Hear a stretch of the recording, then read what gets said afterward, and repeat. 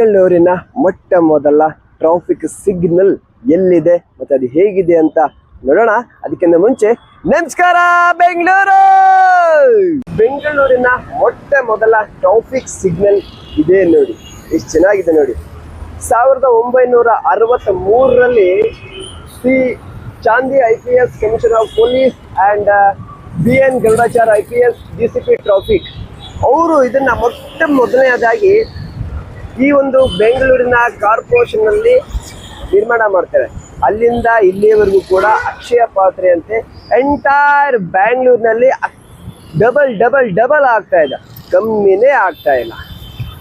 ನೀವು car, lorry, bus, tractor, bike, ಯಾವುದೇ ವೆಹಿಕಲ್ನ driver ಆಗಿರಿ, ನೀವು ಟ್ರಾಫಿಕ್ ಸಿಗ್ನಲ್ ಅನ್ನ ನೀವು ಮೇಂಟೈನ್ ಮಾಡಲೇಬೇಕಾಗುತ್ತೆ.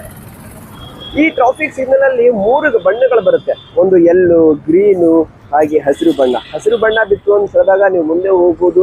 ಯೆಲ್ಲೋ ಬಣ್ಣ ಬಿತ್ತು ಅಂತ ಹೇಳಿದಾಗ ಗಾಡಿ ಸ್ಲೋ ಮಾಡಬೇಕಾಗುತ್ತೆ. ಮತ್ತೆ ಇನ್ನೊಂದು ರೆಡ್ ಬಿತ್ತು ಅಂತ ಹೇಳಿದಾಗ ನೀವು ಗಾಡಿನ ಅಲ್ಲೇ ನಿಲ್ಲಿಸಬೇಕಾಗುತ್ತೆ. ಟ್ರಾಫಿಕ್ ಸಿಗ್ನಲ್ ಅನ್ನ ನಾವು ಓವರ್ಟೇಕ್ ಮಾಡ್ತೀನಿ, ಮುರಿದು ಹೋಗ್ತೀನಿ ಅಂತ ಕೆಲವರು ತುಂಬಾ ಜನ ಹೋಗ್ತಾ ಇರ್ತಾರೆ. ನಿಮಗೆ ಫೈನ್ ಅಷ್ಟೇ ಬೀಳುತ್ತೆ, ಏನಿಲ್ಲ. ಟ್ರಾಫಿಕ್ ಸಿಗ್ನಲ್ ಅನ್ನ ಯಾಕೆ ನಾವು ಮೇಂಟೈನ್ ಮಾಡಬೇಕು ಅಂತ ಹೇಳಿದ್ರೆ ಅಪಘಾತಗಳು ಸಂಭವಿಸ್ತವೆ. ನೀವು ಸ್ಟ್ರೈಟಿಗೆ ಹೋಗ್ತಾ ಇರ್ತೀರ, ಬೇರೆಯವರಿಗೆ ಸಿಗ್ನಲ್ ಬಿಟ್ಟುತ್ತೆ, ಅವ್ರು ಬಂದು ನಿಮಗೆ ಡ್ಯಾಶ್ ಮಾಡಿದಾಗ ನಿಮ್ಮ ಪ್ರಾಣ ಹಾರಿ ಹೋಗುತ್ತೆ. ಆ ಒಂದು ಕಾರಣದಿಂದಾಗಿ ನೀವು ಬ್ಯಾಂಗ್ಳೂರ್ ಟ್ರಾಫಿಕ್ ರೂಲ್ಸ್ ಅನ್ನ ಫಾಲೋ ಮಾಡಲೇಬೇಕು. ನಿಮ್ಮ ಜೀವ ನಿಮ್ಮ ಕೈಲಿದೆ.